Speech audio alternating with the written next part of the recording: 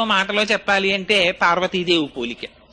అంత అందంగా ఉంటాడు ఆయన మహానుభావుడు. ఆ విభూతి రేఖలు పెట్టుకుని, ఆ కుంకుమ పెట్టుకుని, ఆ చేతిలో శక్తి శూలాన్ని పట్టుకుని నిలబడితే ఆ వల్లీ దేవసేన సహిత సుబ్రహ్మణ్యేశ్వర స్వామి వారి దర్శనము చేసినంత మాత్రం చేత మనస్సు లయమైపోతుంది.